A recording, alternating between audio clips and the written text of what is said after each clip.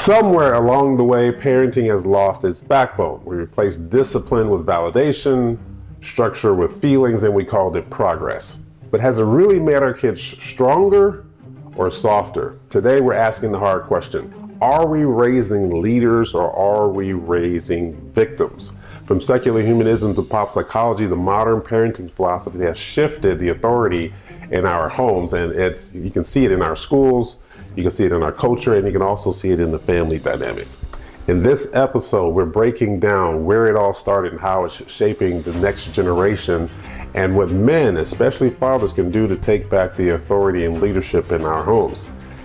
This is the Male ViewPoint Podcast, and this is the truth about modern day parenting philosophy.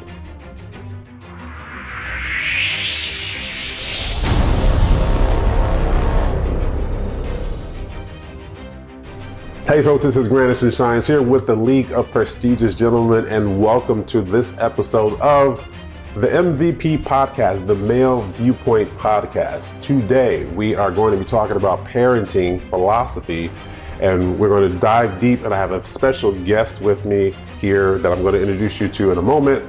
But before we go there, what I'm going to do is make sure I tell you to like the video or like the audio wherever you are listening to it. If you're listening to it on Spotify or any of the other podcast platforms, do give us a like and follow as well. If you're watching this via video on YouTube, make sure to subscribe, hit the notification bell so you can get all the notifications when we upload a new content video.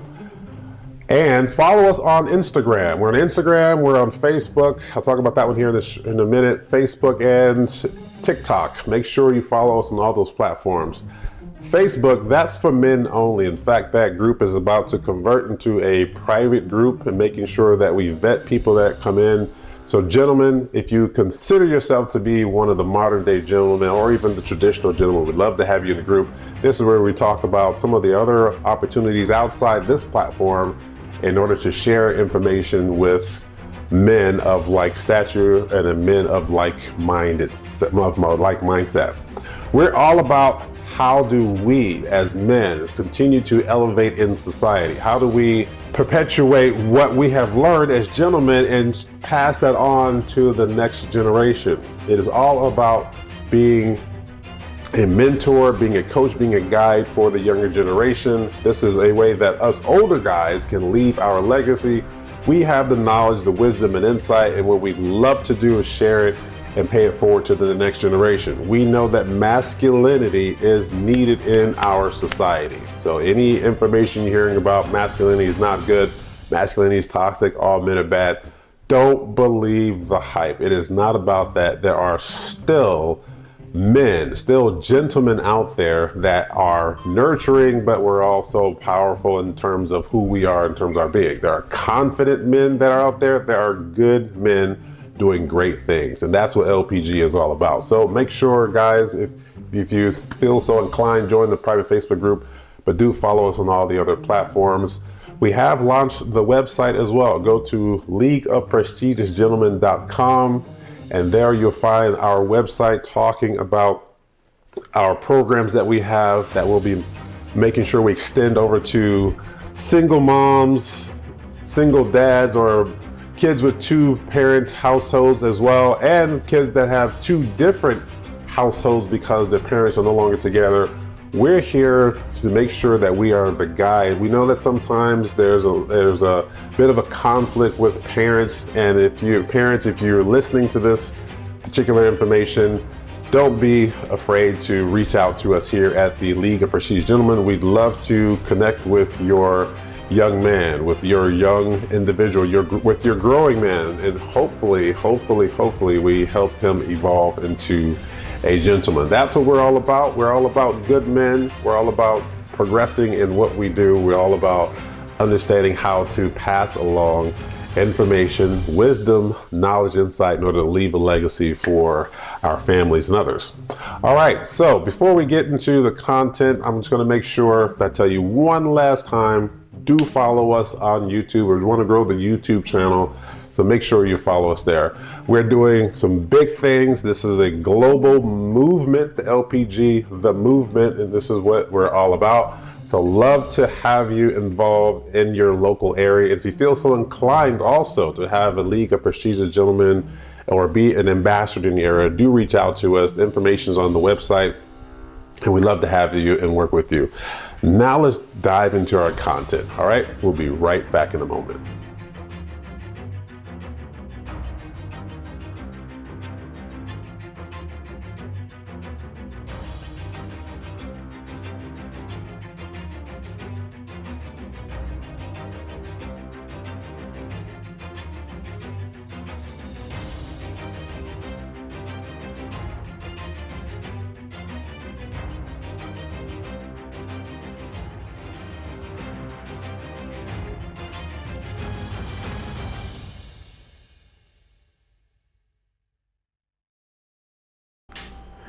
Raising leaders or victims, the truth about today's parenting philosophy. What's up, folks? We are back with the MVP Podcast, special episode on parenting, and I have a very, very special guest with me here, Mr. Al Gleason. How are you, man? I'm doing excellent, man. Thanks for being on the show. Hey, thanks for having me, man. It's a pleasure. Awesome. We've been friends for what, 20 years or so? Yeah, 20 plus years, man. 22 years 22 now, years. Yes. Oh, man. Time flies when you're having fun. Yes. Hey, so again, we have a show, very special show, especially for you gentlemen. And we're going to be talking about parenting because in today's society, parenting has evolved quite a bit. If you look at any movie nowadays, you see the kids screaming at the parents. It's like the kids almost raising the parents. You see it in the actual society right now. It's crazy, man. It's absolutely crazy. You see the kids still very emotional, very in tune, well, too much in tune with their emotions, or even not being in tune enough to understand how to control them. So we're going to talk about that today. You recently did a talk about parenting, right? Yes. What was that about? Yes, I did. So it was just a part of what I talked about. A little more there. I'll hit it out. So I saw it and I was just gonna roll through it, but you brought it up. There we go. All right, brought it up. There you go. All right, roll the punches. Yes. So I just touched on a little bit where today's parenting philosophy came from. Okay. You know, as a coach, as a father, I'm seeing the kids today. The craziness. And the craziness, we always heard that we were softer, right? The older generation would always tell you we're softer.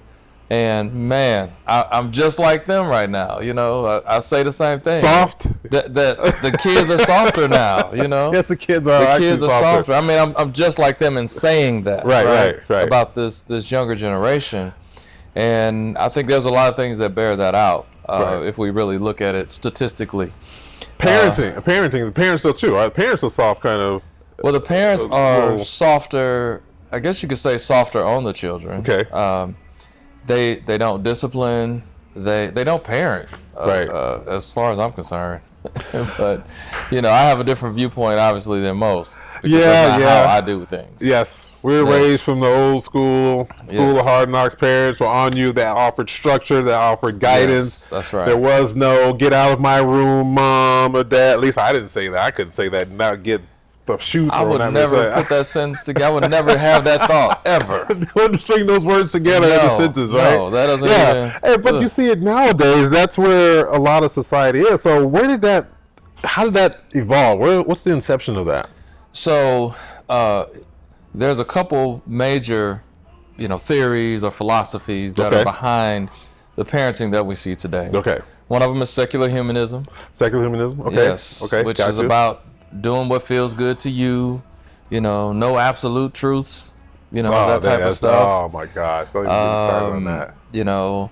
There is this theory, and it really was about education being very strict and disciplined. Mm-hmm. And there's a thought that it would hurt kids, feelings or their self-esteem. Really? And so you can't tell little Johnny no, or that's wrong. You'll say things like, hey, that's one option, but maybe there's a better option. That type of stuff. We're not doing that. Yeah, we're not going to just tell them, no, you're wrong. Oh, yeah. And the participation, everyone gets a trophy. Yeah, that type of stuff comes out of that. And then what they call pop psychology, which at least the guy I always heard was Dr. Spock. Dr. Spock, he was kind of the face of that. Yes. Tell us a little bit of background about that That well, he believed that you should. I'm gonna say it this way. Coddle the children, right? Pay attention to their emotions, acknowledge their emotions, making sure they're feeling good. Right? You don't want to be, hard on them again. So not being firm on the kids. Not being firm on the kids. Yes. Interesting. For fear of damaging their self-esteem. Really? Yes. Which something that's interesting about that. Think about our generation. Yeah. And especially people who've achieved a higher level or achieved some success. Sure. Whether it be in sports or business or whatever.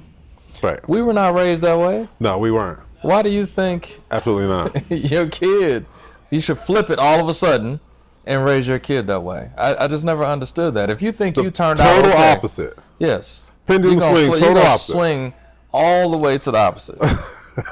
Oh my God. As a matter of fact, just principle in nature, everything has balance. Exactly. True. So why would you eliminate the balance and think you're going to have some success? And just go one way, unstructured, unfiltered, coddling. Let the kids do what they want to do. Interesting. Yeah. And so it doesn't make any sense. Interesting note about Dr. Spock in particular, who's the face of this. That's not the relationship that he had with his kids. It's not what he did with his kids. So he was more structured and he was more rigorous. The parents are more rigorous on correct kids than he was. He was very strict with his kids. Okay. And to the point where they resented him. He had a terrible relationship with them. Wow. The kids have been vocal about it, as well as his last wife. Right. So he did not practice what he preached, so to speak. And the relationship that he had with his kids, he was a very staunch disciplinarian, but he didn't have the love, right? Which again, it's off balance, right? You don't have that balance. Yes, you can't be this, dictator without showing some love. Sure, right? sure, yeah. And he even admitted himself he never even kissed his boys. Really? So I'm thinking as a baby, you kiss your son on the head. Yeah. I mean, my age, I still kiss my dad on the cheek, and he still kisses me on the cheek. I mean, it's just one of those things we've always done. He never did it. Really? So this is the guy who we take parenting advice from. And one other interesting note to me, his book on raising kids is second only to the Bible in book sales. Really? Are you serious? It's crazy. Wow. It's crazy. As a man of faith, I feel like, the enemy was like, hey, I'm going to get me a book. I'm going to give me a book. I'm going to give me a book to push out there. I want it to be a bestseller as well. Yeah. Oh my gosh, man. Shoot. Exact opposite of what the Bible says, right? Yeah. So when we talk about kids, and what's your philosophy on this? So I think kids need structure. Absolutely. They are a blank slate per se. They learn quickly. They're learning faster now with the little disruption devices, the internet, everything else, everything at their fingers. I was talking to one of my girls the other day, and we were talking about something. I said, you've never even seen an encyclopedia. Everything right now is at your fingertips. Right. And so I believe there has to be structure, there has to be guidance, there has to be, especially for boys, an expenditure, an outlet of energy, and then let that be the part that will calm him down. Because, those boys, we can be chaotic, but we still need structure. What are your thoughts on that? Absolutely. I think I agree with that 100%. When you say chaotic, I was trying to think of a better or a different term to use, because we do have a lot of energy, right? It's not necessarily, it doesn't have to be chaos. When it's not structured, it is chaos, right? Correct. But if you structure that, it can be productive. Yes, right? that's what I'm thinking. We are builders as men, right? We produce, we problem solve. Exactly. So we need an outlet for that energy. Correct. We'll call it. And kids don't know what to do with that. I mean, people in general don't know what to do with that unless they're taught. So you need to teach a kid what to do, how to do, not let them go and do what they feel. And that was his philosophy, right? That's what his philosophy was. Just let them go, do what they feel, pay attention to their feel, allow them to blossom with their feelings and whatnot. And it's crazy. I'm trying to think of the phrase that really got me, but it was something like, your job as a parent should be a facilitator. You facilitate versus direct, right? Or versus coach. And I'm like, now, so you want to let your kids go. You want to facilitate their experience and let them choose and do whatever they want to do. So that they grow up and then have to spend a whole lot of money to pay a coach to tell them what to do because their life is messed up. Yeah, absolutely. A therapist, right. Some type of coach, therapist, somebody else who knows what to do to tell them what to do to fix their life because you didn't do your job as a parent. Exactly right. And I have heard kids, or actually adults now, resenting that in their parents because their parents let them just be and didn't offer any guidance. So when they grew up, my parents never guided me. They never told me this, never told me that. And so it's like it backfires, actually. It does. A lot of parents would rather be their kid's friend than their parent. Yeah. And, I believe that you should earn the right to be my friend. Sure. Right? Yeah. You grow up. You become a productive member of society. You figure some things out. Then we can be friends. Yeah, absolutely. My job is not to be your friend. It is to parent you. It is to guide you. It is to lead you in the way that you should go. Right. Because you don't know. None of us know. You mentioned we come in as a blank slate. Yep. We got to be programmed. We do. Programmed. So, and if you're not teaching, parents, if you're not teaching, they're learning from somebody TV. Else. They're learning from social media. Somebody is teaching them, and most of the time it's the wrong things to do. Teaching. Right? Yeah. It's not about, before you can feel good, you got to have the discipline, right? Before you can achieve the success you want. 100%. You got to do the work first. Yeah. I want to talk about discipline here for a second, but before I say that, I would tell my girls, I'm not your friend, but we can be friendly. Yes. We can be friendly. We can like one another, but I'm not your friend. I'm your parent. I'm the one who's going to guide you. When you turn 18, that's when, and you move out of the house, that's when you can do whatever you want that's unstructured and unfiltered, if you decide to do that. But I know the seeds that I planted along the way until they became 18, and the guidance and the organization and structure and the thought pattern and everything else. Those things are extremely important because I've noticed that kids are close to the parents when they're younger. When they're older, the teenage and tweens and the adolescents, they kind of go away. And then they come back around 25, 26. I have a couple of girls now, and they kind of did the same thing. They kind of get to they want to find themselves, and we have to allow that space, right? I do allow that space, but it's still structured and it's still guided under some sort of normalcy versus abnormalcy, but understanding how the right way to think is. And so that's a big component of raising successful kids, but you can't let them raise themselves. Absolutely. They would eat nothing but sugar. Right? Whatever feels good. They would just be as loud as they want to be and as vocal and as rude and inconsiderate as they want to be. Yes. And there's no structure, but as we were talking about, there's no discipline. When we talk about discipline, when word discipline comes to mind, what do you think about?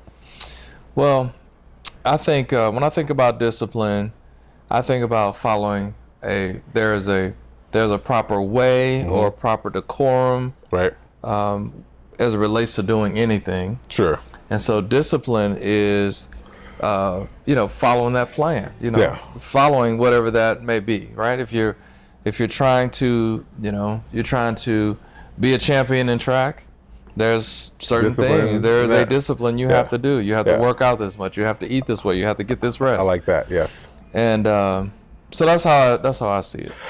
I would see it the same way because in discipline it's multifaceted, right? And it's a really wide pendulum swing. You talk about discipline in terms of disciplining a kid when the kid acts up, all the way to discipline when you're in a sports environment or martial arts. We're very, very disciplined. Our class was very, very structured, very rigorous at the same time, but it was very, very structured. Yeah. And we couldn't just do whatever we wanted to do. Right. We had to follow the leader, who was the Sifu, the teacher, the master. Right. We did what he said. Right. We got in the line. We shut up. If we didn't, we got disciplined.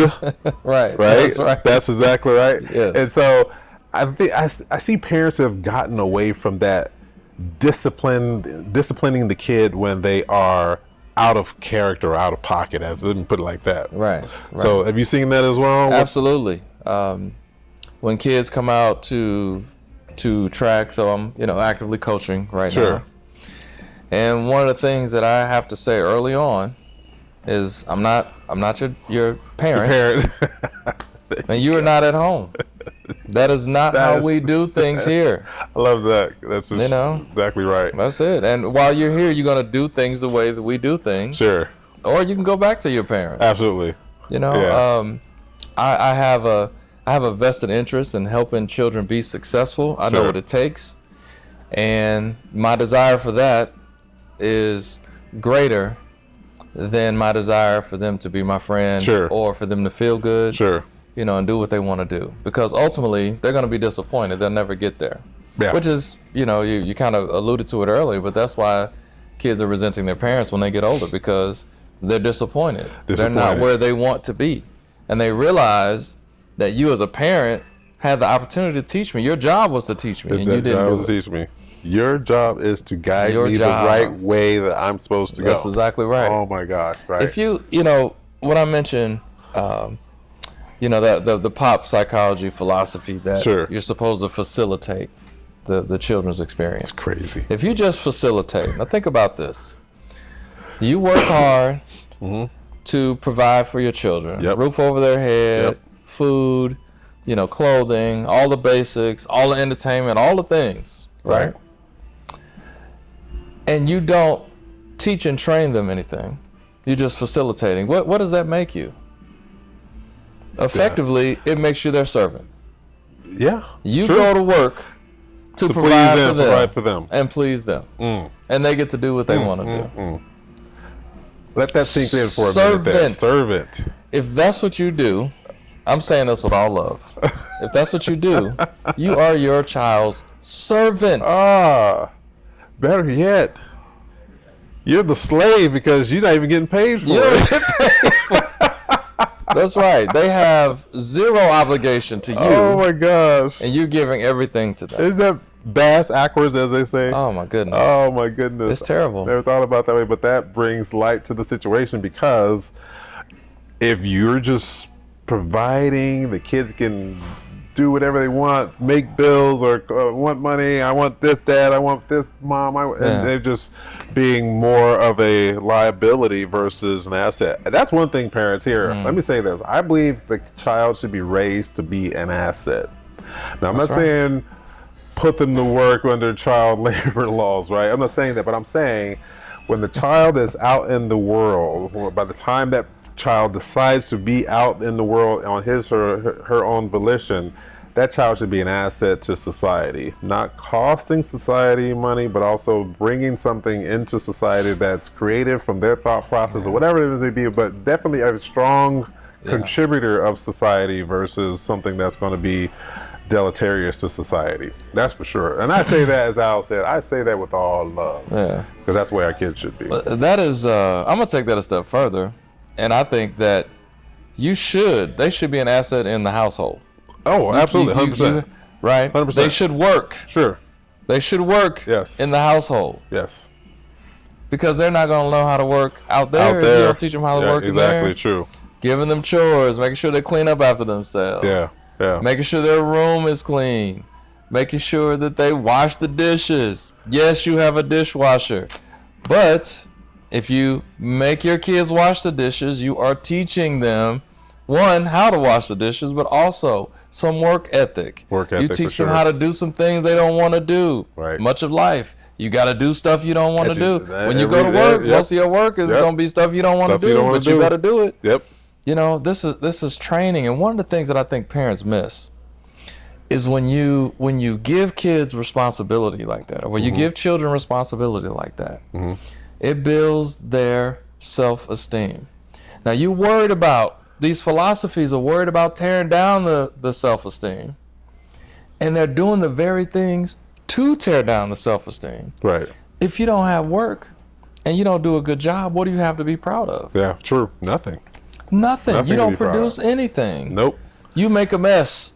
And your parent, and the parent picks cleans it up. I hate that. You're not even good enough. Oh gosh, I despise that. And kids internalize this. I'm not even good enough to clean up my own stuff. They don't even think I can do that. But it also becomes the expectation of the kid. It does. I believe it. Their parent, they'll get it. Mom will get it, Dad will get it. Oh, absolutely. I've seen it all the time. And I'm just sitting there like, what in the world? No. So when did you start having? Okay, so let's talk about discipline a little bit further. Let's go way back. Let's rewind it back a little bit. Yeah. So, how young were your kids when you started disciplining them? I would say for mine. Before 1 year old. I mean, like 6 months. Go. Yep, that's what I was saying. Somewhere 6 there, months, you know, but in that 3 to 6 months range. Yeah. And then it was, it was talking to them. Yep. It was no, that's not how you do that. No, we're not. Don't touch that. It was that type of thing. But yeah, I would say in that range when I could see they had an understanding of what was going on in their little world. Yes, yeah. Because their minds are malleable. They're learning quickly, and of course they would do something that. Nope, don't touch that. No, yes. Don't touch that. You start disciplining them. They pay attention. They look at you and they're like, you say no, yeah, and they just kind of stop. They start to learn very quickly. So my answer was about 6 months, and then I recall one time very vividly when one of my daughters, I put her in the crib and she didn't want to go to sleep, and my middle daughter. And I put her in there, and she would stand up. I was like, no, lie down, and I would go and lie her down. She would cry. She'd stand up. I said, no, lie down. And I lied her down again, and she could start crying. She stood up. I was like, no. And so I took my hand, I just pat her on the butt, a little pamper, a little bit, boom, boom, boom. No, lie down. She stayed there and she lied down. Yeah. And it wasn't hard. Right. And she was already crying anyway, so it's not like it wasn't no abuse. It was just put her on the pamper, poof, poof, poof, right? And she just, she understood that. And she lied down, she cried. Next thing you know, she was asleep. Right. So I believe that kids need that structure even to counter against what the kid wants to do. Yes. And this is where now I see in the grocery store or out in public, the kid was just doing whatever they want to do, and this is the kids just running amok. Yeah. Well, you mentioned, there's this idea about discipline now that if you discipline a child, right, like you just tapped her on her bottom. If you start early, you don't have to use force. No, you don't. You're communicating a message. Absolutely. You hit, you tapped her in the diaper. She didn't feel anything. No. But she got the message. She got the message, yes. And that's the thing, again, that people miss, right? You don't want to discipline little Johnny when he's a baby. You think that you need to wait till he's older because he doesn't understand. That's not true. No. They understand fine. Yes, they cannot use words to articulate what they want to communicate. Yeah. But that cry is their communication. Yes, they know what they're doing. Oh, they know what they're doing. And I just want to be picked up. Ah! Yeah. Right? And nothing wrong with them. Nothing wrong with them. And you could tell the difference between the pick me up cry and the something wrong with me cry. Yes. Right? A whole different cry. Yes. Absolutely. So it starts very young. You cannot miss that window of teaching and disciplining. Correct. Because then it only gets harder. And see, that's the other thing that I think parents don't think about is if you don't discipline now, you're going to have to pay now or later. Oh my gosh, you will pay and they dearly will too. Later. Yes. Yes, they will too, yes. No parent wants little Johnny grow up to be big Johnny and he's 15 and he's taller than you and you tell him to do something and he says no. Yep. Or he grabs your keys and walk out the house and drive your car. Yeah. Yeah. Nobody wants that. That's not, you didn't subscribe to these parenting philosophies. Sure. For Johnny to grow up and do that to you. Right. But that's exactly what happens. Exactly what happens. Exactly what happens in today's society. I see it all the time, and it is so nerve-wracking. My dad, when we were younger, my mom used to tell us this when he used to say, "Well, I just wish I was this much kin to that kid." Meaning that, if he had that much blood in him, right? He'd get him, right? Just that much, he was just that much kin to me. So, what about let's switch from discipline. Let's go to another topic that I love to talk about, love to teach, but I don't see this practice much either. Delayed gratification. What's that? Exactly. Delayed gratification. So Delayed gratification. Everybody wants everything right now. We live in this microwave society. Attention spans are shorter, everything else. So talk to me about delayed gratification. Man, I think delayed gratification is a critical component to you being successful in any part of your life. Sure. If you want to, as a person, right? If you want to have a baby, you can't just tell your wife you want to have a baby, press a button, and the baby come out. There's a gestation period, right? There's delayed gratification. Right. You have to put in some work. Work. That could be fun work, but you got to put in some work. Put in the work. Then you have to wait. Gotta wait. You got to wait. Oh, and there's some things that you have to do while you wait. Oh, plenty of that. Right? Yes. You have to nurture that situation the whole entire time to get the gratification that you're believing for in faith. 9 months later. Which is in that case 9 months later, right? And that just came to me out there. I don't know why I just started talking about a baby. but it's true though. But it's the true, and it's a principle that is applicable in every area of your life. I like that. Yes. There is a delay. If you want something, you have the thought, you have an idea in your head. Sure. If you're gonna go pursue something, then there's work, there's nurturing that you have to do to reach your expected end. I like that. I think with kids, the same thing can and should transpire. There are times when my girls ask for something and I could have got it, but I was like, no, not right now. Yeah. Because essentially what I want to teach them is that they can't get everything when they want it. Right. There's a delayed gratification. And I would tell them a reason why. And that would be a truthful reason. I wouldn't just say no because, lying to them. Well, sometimes I tell them no. I just tell them no. Yeah. Why? Because I said so. Yeah. That's it. That's appropriate to do at times. Yeah, that's true. I am not responsible to tell you why I make a certain decision. I agree with that wholeheartily. But there are times when I may be a little bit more flexible. I'll say, okay, no, because of blah, blah, blah, blah. Absolutely. And there were times when I said no because you can get it later when you fulfilled your part of the agreement, keeping your room clean or something like that, right? Or making sure the dishes are done, the chores.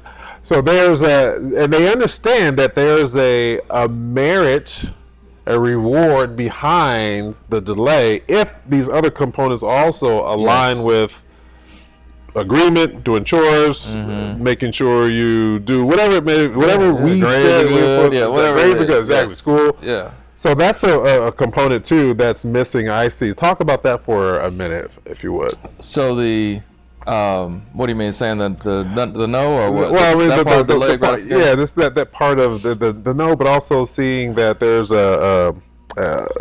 the kids nowadays don't understand what that really is. Yeah. I mean, you put those two words together, they're like, huh? Yeah. What? So I think a big part of that might be aside from the philosophies per se, is that many of us had a lot of struggles. We had a lot of things we had to do without. Yeah, I see where you're going with that. And we're in a position where we can provide, so we just want to provide. Right. We don't want them to go through the hardship or to go without because of us. Not necessarily because of them, because of our own experience, our own lived experience. We remember what it was like. Oh, I remember when I used to have to, wear the tough skin jeans. I couldn't even get Levi's, so now the kids get, they get Boss jeans. It's like, whoa. Yes. Just because. Yeah. So I think that's a part of it. But then you start getting the prevailing mindset that's in society right now. And so you get those influences and people just don't do it. One of the things that my kids have said to me when they were coming up, like before they got a cell phone, well, Susie got a cell phone and Johnny got a cell phone. I'm like, that's great. That's great. Good for them. But you're not getting a cell phone at 6. Yeah. I don't care. Oh, and then something else they play on is the whole safety thing, which drives me crazy. It's just being safe. We need to get in contact with you. Do we have a cell phone? I was about to say, your mama didn't call you at school? No. If she had to get in touch with you, she called the school. Yes. God forbid the school call the home, because it's on and popping then, right? That's right. That means discipline is coming because you did something wrong at school, right? You better hope she talked to the school and get the whole story before you came home. Oh my God! Because if she just got the voice message, you was in trouble, no matter what it was. There it is, man. There it is. That's it. Yeah. So, what's the fix to today in today's society? We understand we see how kids are. Parents that want to actually change, they start to realize, okay, you know what? Maybe I've been doing something wrong. So, what's the fix? What do we start with correcting this issue? Well, I think it's important to get knowledge, right? Right. Knowledge. Parenting. I think a lot of times people we don't know what to do per se, right? There's no manual for your little junior. Oh, yours didn't come out with a manual right when they came out? No, I didn't. No, I thought I missed my manual. Yeah, so, okay. Left that at the hospital. Left it at the hospital. Came out and didn't see it. Hey, there wasn't no internet back then, so. But I would say read some stuff, and you have to be, particular about what you read, right? Because most of the prevailing mindset is this. I'm gonna call it garbage because that's what I feel about it.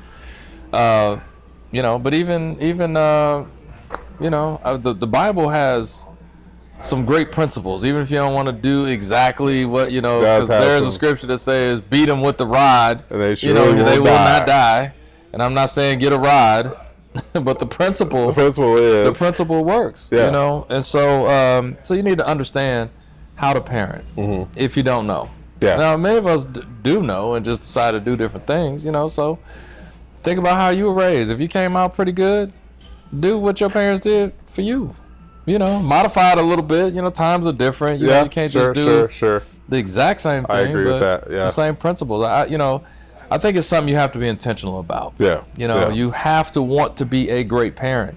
And great parenting does not mean giving your kids everything they want. That's true. It does not mean just loving on them, because some people feel like, I'm just going to love him. No. Right. Little Johnny will kick you in your mouth. He will not respect you trying to love him. That's not, we got to have balance. We talked about that before, balance. Right? Balance is huge. You got to have balance. Balance is huge in everything. Absolutely. And if you love your children, you will discipline them. Sure. Discipline equals love. Discipline communicates to a child, they care about me. Yeah. You know what? Maybe in a moment they're furious. Yeah. But as soon as they calm down, mommy does love me. They're not just going to let me run and do whatever I want to do. Sure. They must care about me. Sure. This is why many coaches end up taking this, father role in kids' lives. Sure. Boys and girls. Yeah, I see that. Because you give them discipline. You don't let them go. Very true. And there's all kind of studies that's probably been buried and burned now that talk about how kids want discipline. Right. They need discipline. They need discipline. One of the studies I'm thinking about, they study kids playing on the playground, one playground with the fence and one without the fence. They thrived when they had a fence. And it was just a boundary, it just represent discipline. You can't go over there. Can't go over there. Yeah. The boundary. And parents, they miss that opportunity. And if you think about yourself as an adult, if people just let you do whatever, because part of doing whatever is doing things that are not in your best interest, doing things that are going to hurt you. I like that. That's for sure. Do you feel like those people care about you? Man, he just let me walk over there. He knew. Ultimately, no. No, they don't care about you, because somebody who cares is going to tell you, hey, the bridge is out. Don't go over there. Yeah. It's highly likely you're going to fall. Yeah. That is me telling you what to do. Yeah. But if I just let you go, if I do that, then you'd be like, you know what, you're good looking out, man. Yeah, yeah. But if I don't say nothing, I'll let you go. You just walk and I don't say nothing. Okay, let's see what happens. Right. You fall down. It's like, oh, well. Yeah, I didn't care about you. Right. Not at all. Because I let you fall, and I let you falter, and I let you get hurt yourself. Because ultimately, when we set these boundaries for kids, is ultimately for their own good, their own protection. That's right. Kids don't usually see it that way, parents. And it's our job to, if they don't see it that way, I feel it's our job to say, okay, hey, here's why. Eventually they'll learn, but I believe the seed should be planted in saying, hey, you can't do this. This is because this is the reason. Right. Here's the deal. And sometimes you just plain out no, and don't ask the reason why, right? So as I was talking about.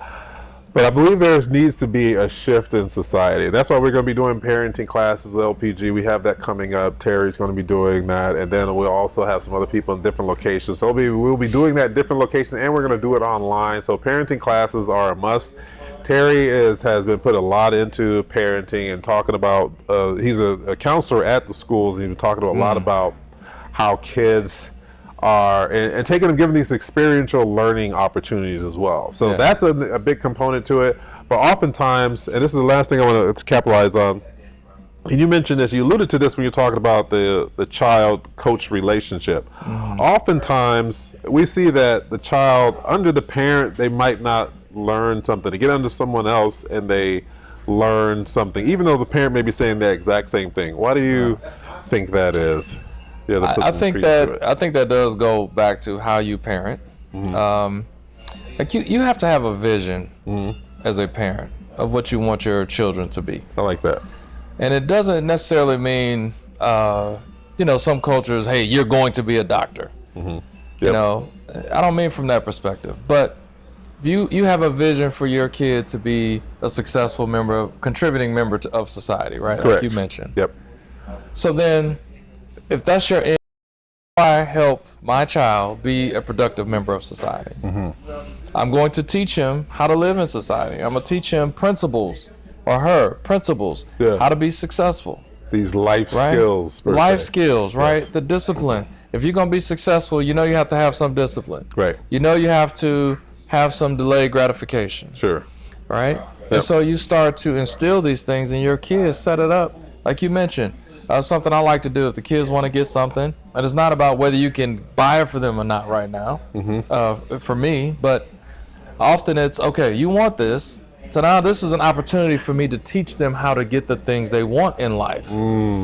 So you have to have so that's an opportunity for you to teach. Right. So then giving them some goals that they have to hit, some structure that they have to adhere to, in order to get that thing that they want. Sure, absolutely. And so, to me, if they understand, okay, this is what I need to do, and then they do what's necessary to accomplish those things, then they get whatever they're trying to get. Right. And that is exactly how it is in life, right? That's You got exactly to do these things to get to your goal, to get So perfect. So I think you have to have have that mindset, right? Have that vision. So when you have opportunities to teach and train, you do that. And then it'll be in them. And then they'll grow up and go on and they won't depart from that. That's right. There you go. Right. Yeah, that's it. Yeah. Hey, folks, this was a hefty conversation. A lot of truth and a lot of nuggets in here. And again, we are going to be doing some parenting classes. This is an important subject for us because our kids are the ones who are going to be the next presidents, the next legislators, the next people who are going to be inventors or running companies and whatever it may be. And it's our job to set the stage so they can be as successful as possible. But it does come with us being parents, being real about the situations, being truthful, and understanding how to guide, especially the boys. We got to raise these boys into leaders, not raising them to be soft, but having some structure, having guidance so they can think about things the right way and then become, again, I mentioned earlier, productive members of society. Al, how can people reach you if they want to get a hold of you? You can just look up Al Gleason on Instagram, Facebook, LinkedIn. All my pages are at Al Gleason. Okay, perfect. All right, awesome. All right, folks, don't forget to like the video wherever you're watching it. Make sure that you join the Facebook group, Men Only. However, if you do want to, ladies, if you do want to participate, if you're watching, if you can just join us on TikTok, join us on Instagram as well. And you can also subscribe to the YouTube channel. We'll be putting more content there. So thank you all very much for tuning into this episode of the MVP Podcast, the Male Viewpoint. Until next time, I'm here with Al Gleason. I'm Grandison Shines, and we'll catch up with you next episode. Thanks, folks. Talk to you later. Bye.